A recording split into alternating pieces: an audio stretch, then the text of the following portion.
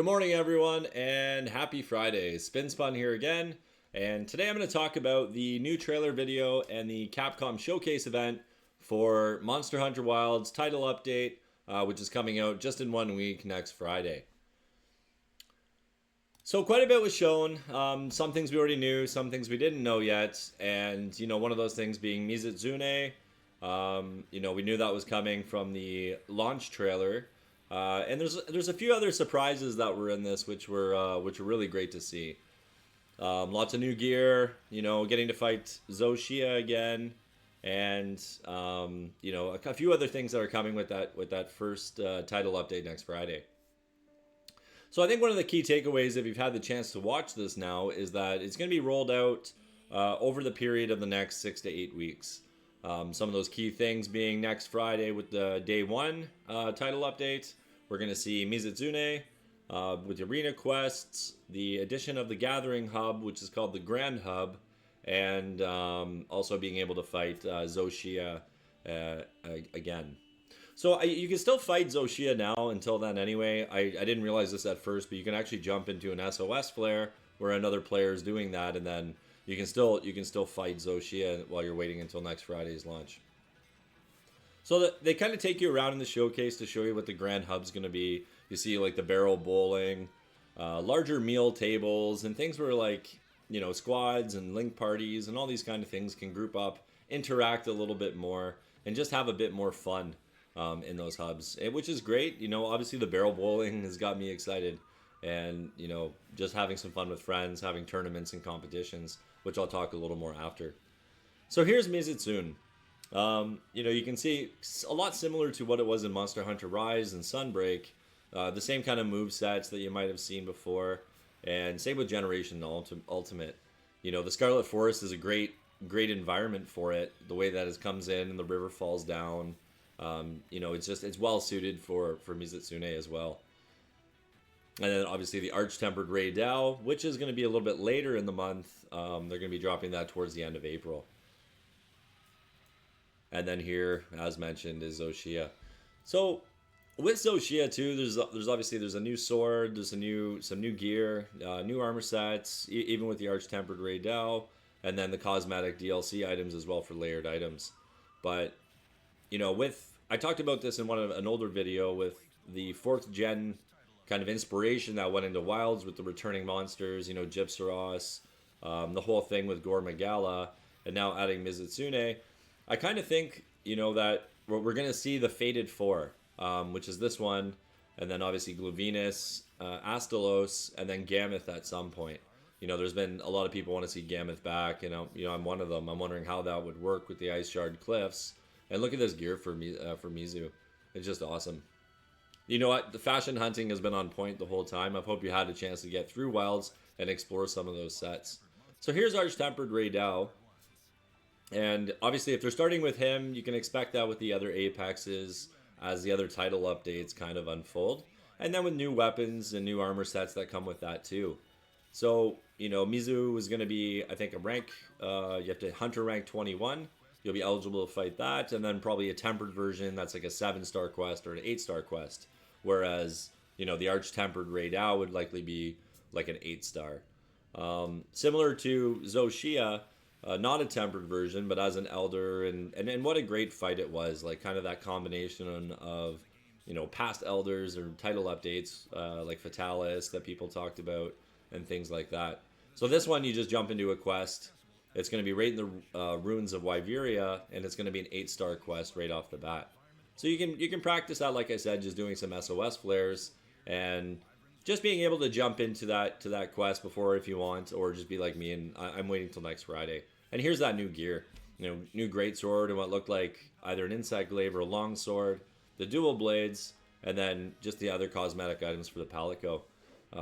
As a greatsword main, that sword looks awesome, and I can't wait to see how it's to see the skills and everything that it's going to be, because I can see myself using it. It might even be a viable option against the Arshan weapons. So the Gathering Hub again, or the Grand Hub, the barrel bowling competitions, and excuse me. And then I was talking with my Discord about it, and We were talking about just having the competitions between friends.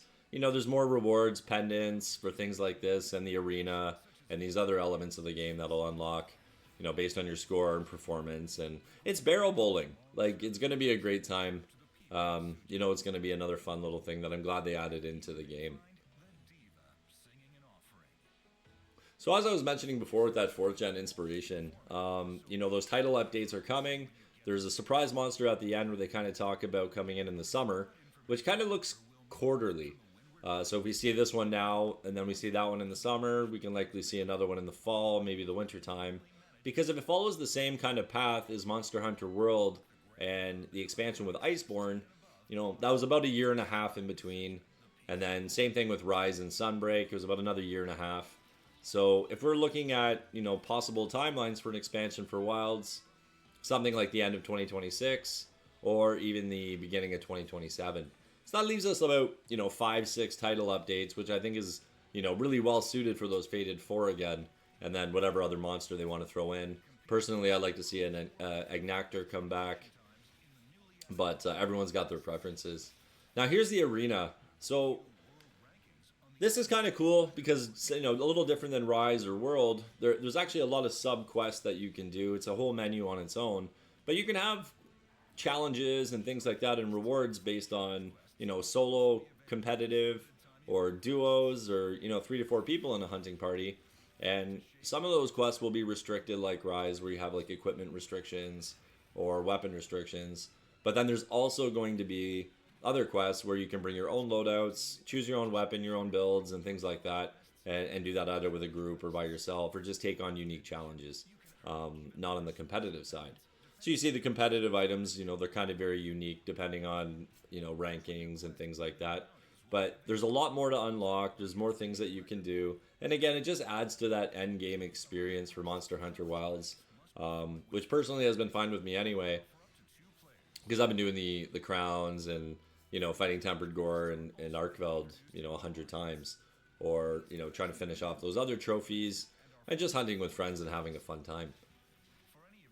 So looking forward to the arena too. And again, this is all next Friday. So right at the launch, April 4th, we get the arena quest. We get Zoshia. We're going to get Mizu. And we're going to get the hub.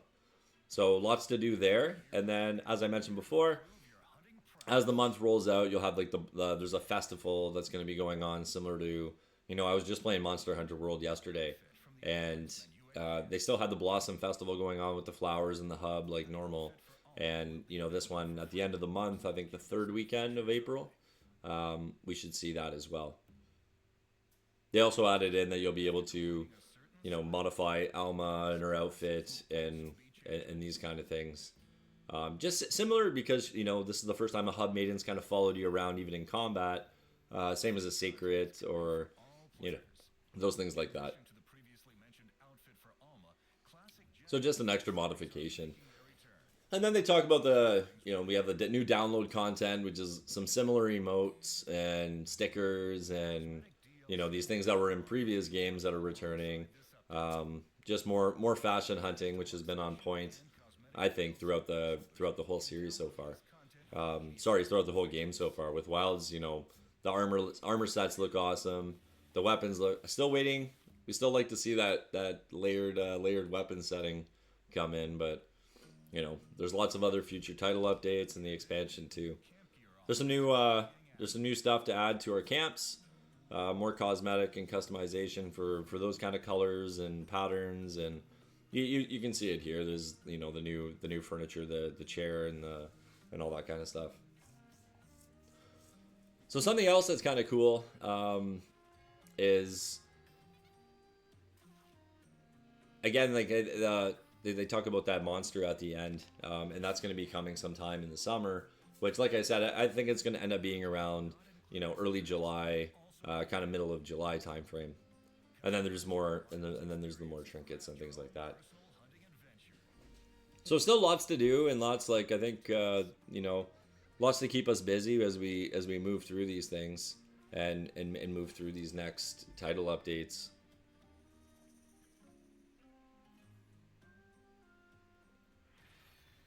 And then we have the event quest too. So With the events, like right now, I don't think there was much this week. It was like a Kangala was added in, and then was with some food rewards and armor spheres. But then they kept the Rathian one, which does have a unique headpiece that you can get. So those usually the ones that have like a unique equipment will carry over a few weeks, and they'll allow you the opportunity to collect that. So don't forget and don't miss that Rathian one because that has both a female and a male headpiece that's unique to that event quest. So lots of event quests still every week, on top of the title upgrade and things to look forward that way. So here's that seasonal event they talk about. It's decorated similar to the Blossom Festival with more unique pieces for your camp, and and things like that.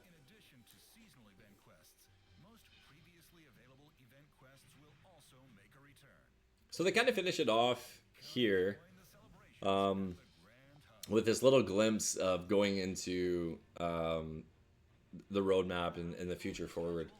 I thought they went with the next title update.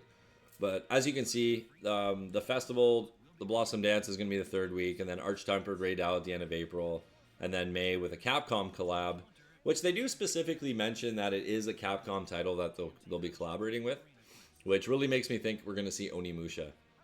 So we have the remaster of Onimusha 2 coming out in the summertime, and then there's a new title in 2026 that's planned out. So the more I think about it, the more it makes sense that they would have an Onimusha, maybe similar to the Assassin's Creed quest collab that they did with Monster Hunter World, where you're playing as that character, maybe something like that. But I do think it's going to be Onimusha, and I'm excited for that as well. So here's what I was talking about with the end of the video. They just show Lagiacrus. I think everyone was kind of really surprised when they saw that, and in the summer, it's obviously going to work out and be something like fighting in that Scarlet Forest, kind of similar with like Uthduna and things like that. So lots to look forward to there too. With the summer, you can expect probably more arch tempered apexes because we have like Uthduna and New Udra, and then maybe even Jindahad as well. With all of them being arch tempered and just adding more of a challenge, and then more arena quests, more arena events, and these kind of things. So lots to look forward to, and I think the first title update trailers were a lot to be excited about, and Capcom did a great job, just as they've been doing with Wilds. Thanks for taking this time, and happy hunting, and look forward to next week's title update.